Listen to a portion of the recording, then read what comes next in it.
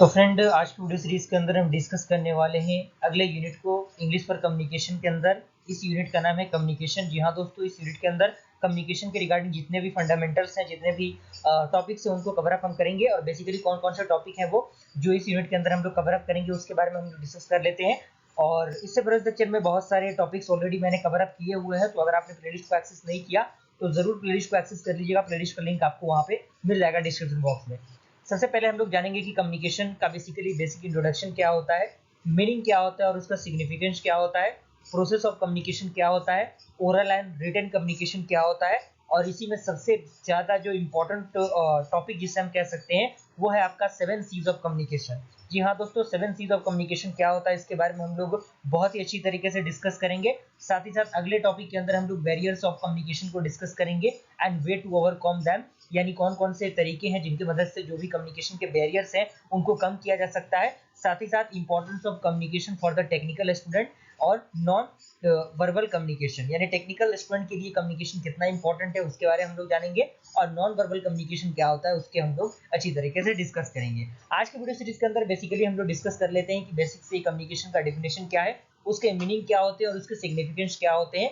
अगले video series के अंदर हम लोग प्रोसेस ऑफ कम्युनिकेशन को देख लेंगे।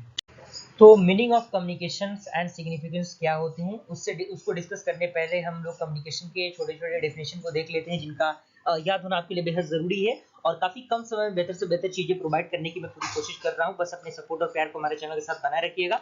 आइए डिस्कस करते हैं। सबसे पहला पॉइंट आपके इंटरफेस पे कह रहा है कि communication is drive from the Latin word communis and communicate, यानी कम्युनिकेट यहाँ पे है, थोड़ा सा इसको आप करेक्ट कर लीजिएगा, which denote the commonality and common or sharing and to make the common share clear।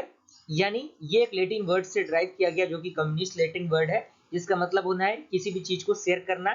And thus we can say that communication is the process of sharing of information or knowledge, यानी इसके वजह से हम इसमें कह सकते हैं कि कम्युनिकेशन एक प्रकार का प्रोसेस है जिसके मदद से जो भी हमारे इंफॉर्मेशन होते हैं, जो भी नॉलेज होते हैं, उनको हम क्या करते हैं, शेयर करते हैं। अगला पॉइंट इसके अंदर कह रहा है कि various scholars of communication is defined communication in different way, यानी बहुत सारे महान महान विद्वान लोगों ने कम्युनिकेशन को अलग अलग तरीके से डिफाइन किया है। तो बहुत सारे लोगों का स्टेटमेंट आपको गूगल पर मिल जाएगा। फिलहाल दो तीन स्टेटमेंट आपके सामने मौजूद है और उन चीज़ों को आप थोड़ा सा देख लीजिए, उन चीज़ों को लिखते चलिएगा।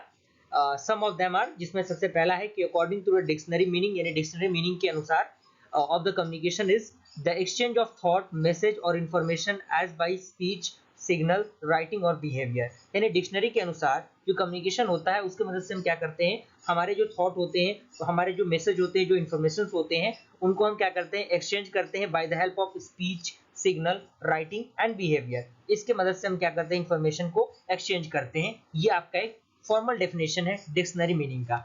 अगला यहाँ पे कह रहा है कि according to the Neil and the Brown, communication can be defined as the transition or exchange of information or ideas or feeling by means of sound, sign और symbol। यानी नील और ब्राउन के अकॉर्डिंग जो कम्युनिकेशन है उसको हम define कर सकते हैं by the transition of exchange of information और आइडियाज, फीलिंग, किसके मदद से, by the help of sound, sign, symbol, इनके मदद से हम क्या कर सकते हैं, इन चीजों को डिफाइन कर सकते हैं कम्युनिकेशन को।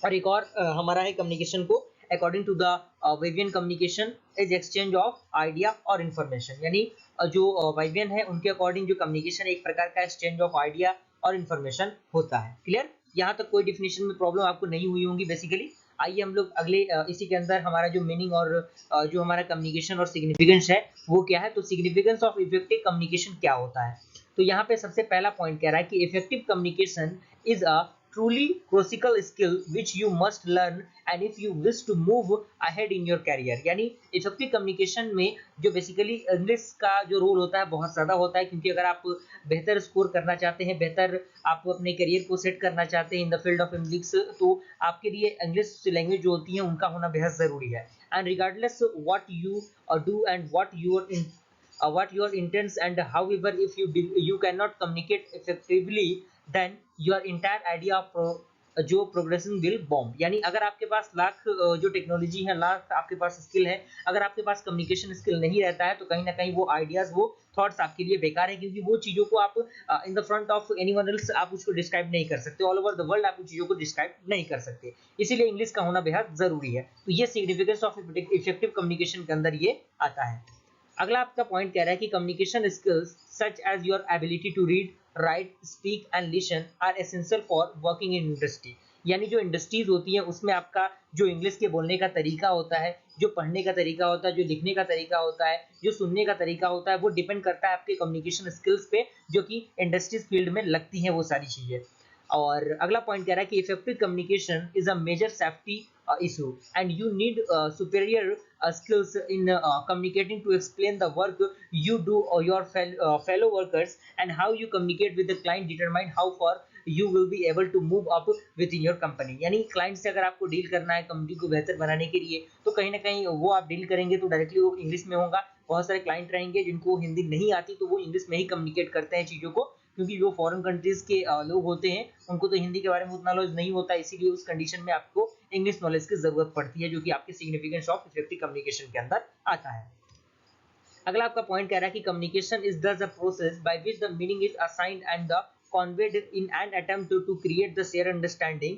यानी कम्युनिकेशन जो एक प्रकार का प्रोसेस है जिसकी मदद से जो मीनिंग होता है वो असाइन किए जाते हैं और कन्वेड किए जाते हैं by the share of understanding, and this process which requires a best reportized of skills in the interpersonal processing, listening, observing, speaking, questioning, analyzing, gestures and the evaluating enables collaboration and the cooperation। तो इस तरीके से हमने हमारा जो significance था, significance के all over topics को डिस्कस कर लिया। एक पॉइंट और बच गया है, इसमें कह रहा है कि communication process is the step we take in order to successfully communicate. And जो कम्युनिकेशन प्रोसेस होता है एक प्रकार का स्टेप होता है जिससे हम क्या करते हैं, ऑर्डर को फॉलो करते हैं, जिसमें हमारा जो कम्युनिकेशन सक्सेसफुली क्या होता है, कंप्लीट होता है। And component of communication process include a sender, encoding of message, selecting of channel communication, receipt of the message by the receiver and the decoding of the messages. तो इस तरीके से हमने सारे टॉपिक्स को कवर अप कर लिया, significance को देख लिया, जो बेसिक डेफिनेशन थे कम्युनिकेशन को उनको डिस्कस कर लिया।